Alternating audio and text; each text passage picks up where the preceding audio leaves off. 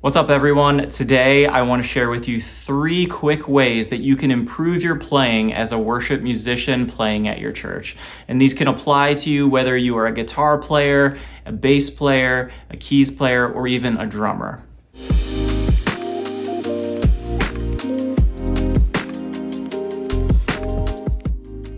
So some of these things may be things that you are already doing. These are things that are already part of your routine. But I think it's important to be intentional about the way that you prepare for Sunday morning and the way that you kind of fit in with your team.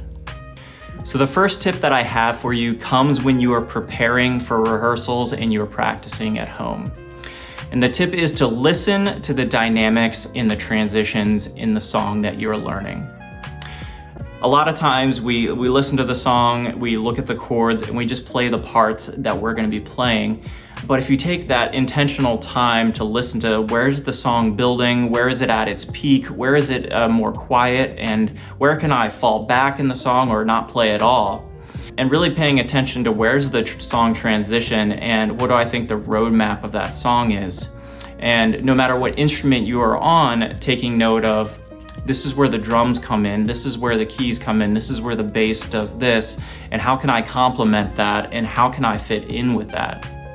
You know, a lot of times we, as worship musicians, end up playing too much or overplaying, where maybe it's a verse and some of us need to sit back more instead of playing too many busy lines.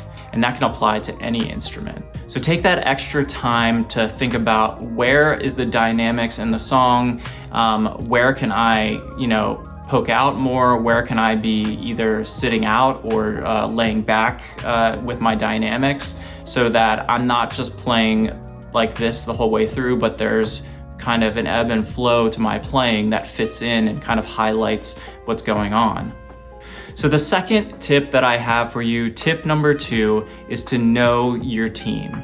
And what I mean by that is to know the team that you're showing up to play with. How many people are there? Is there guitar players? Is there a keys player? And thinking about, is there a drummer? Is there any other instruments going on? Sometimes you might be playing a more acoustic set, and you can cover more parts there and you can play a little bit more there, or you might have a huge band that has 3 guitarists, keys player, multiple vocalists, and all that. And in situations like that, you need to adapt your playing differently. And what that might mean is talking to the other guitar players or your worship leader about what parts am I going to be playing, where am I going to be fitting in, and adapting your playing to that. So conversely, it might mean the song that I'm playing has 4 different guitars and I'm the only guitar player. How am I gonna strategically kind of cover those parts? It might mean at certain parts I'm taking the rhythm part and other parts I'm taking the lead part. You might not have a keys player that in the song you're playing has a specific keys part, and another instrument might need to cover that part. So part of knowing your team is also knowing how you will fit in with them and how you can play those parts cleanly, and knowing and being honest with like what's my skill level. I know for myself, I've recently in the last few years started playing drums where I'm naturally a guitar player. And as I've gotten better and been able to play with my team at church, some of the songs that I end up playing are pretty difficult on drums or have very complicated parts. And I have to be honest with myself, instead of trying to play them exactly like the record or the song that I'm playing, I need to think about how can I simplify those so I can fit in with the team better and how I can play things more cleanly.